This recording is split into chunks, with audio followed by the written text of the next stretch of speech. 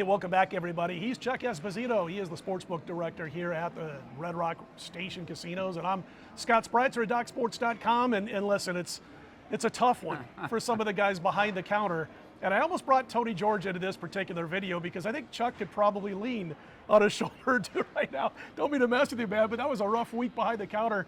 Those of you who are out there betting each and every week have enjoyed the last couple of weeks for the most part.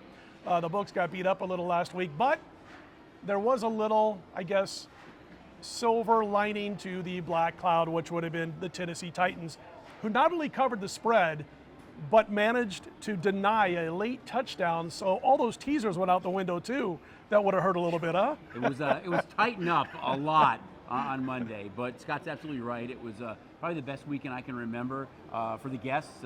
Really a lot of 5, 6, 7, 8, 9, 10 teamers were cashed, but that's great. I mean, we had long lines of guests cashing, big smiles. We paid out a lot of money, but I think it's great. I mean, it's hey, the guests were happy. They had a really good time last week, and just one of those things. Favorites went 7-0 on the 10 o'clock games and the late games. You know, 2 dogs that came in, Scott. One were the Cardinals, who were undefeated, and the other one was the Raiders, who won the game outright as being a dog in that game as well. So overall, as Scott mentioned, phenomenal weekend for the bettors, and they had a lot of fun with it. But thank God the Titans were able to win that game Monday night. Well, I tell you, the one that got me, Chuck, was New England. Okay, maybe you can say they might not, or maybe should not have gotten to overtime, but the fact is they did. They're getting 3.5, and they get beat on a 35-yard touchdown pass in overtime. So the crowd in the room was unbelievable, because first we get the missed field goal, right. Which, you know, we're all hooting and hollering and cheering, and then you get the interception return for a touchdown. It was so loud in here. It sounded like a jet took off. Then the very next play, we get the bomb touchdown, and it sounded like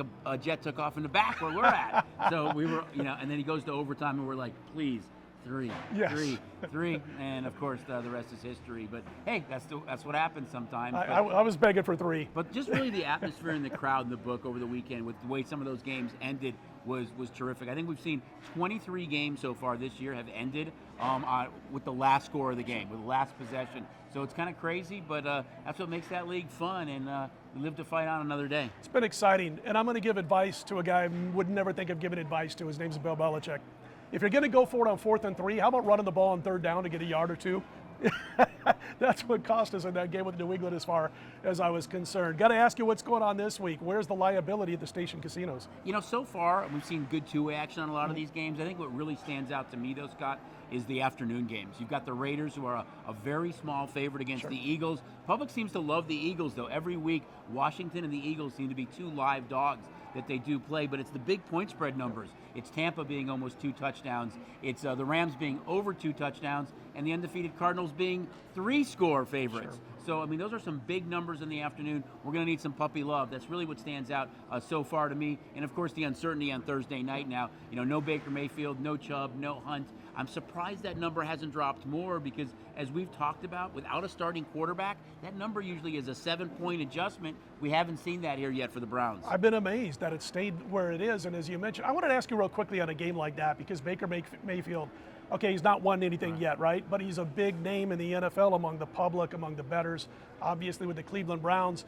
Do you see less action, or do you see the same amount of action when a guy like that goes down? You know, it's hard to say, because it is an isolated game, so you always see an increase in action on an isolated game. For me, I think the bigger impact is not having Chubb and Hunt. You're talking about arguably the #1 running team in football. They've got a great tandem. They've got that big offensive line. I think the success that Mayfield has a lot is predicated on what happens in that running game. So that, to me, is why that number should have dropped. Not so much Baker Mayfield. Case Keenum gets to start. He's won games. He's won a playoff game before. So that's maybe not why the big drop-off at quarterback. But I am surprised that number hasn't dropped more, because of no Chubb, Hunt, Mayfield, and maybe Jarvis Landry. Cardinals keep on winning impressively in very tough NFL, tough traditional spots. And then you've got the Baltimore Ravens, who Lamar Jackson looks like he's got a better read each and every week of his career. What team in the NFL right now do you guys have power rated as the top team? I know the Ravens were 16-1 in a lot of books before the season began to win it all, and they're looking right now along with Buffalo, is the class of the AFC. It clearly was the Bills going into Monday night. Sure. I've kind of retooled that a little bit. I still have them number one, but I think you look at the Ravens right now in the AFC, and even the Titans. Titans play the Chiefs this week. Right. If they're able to win that game, they'd have back-to-back wins against the Bills and the Chiefs, I think, which would be really impressive.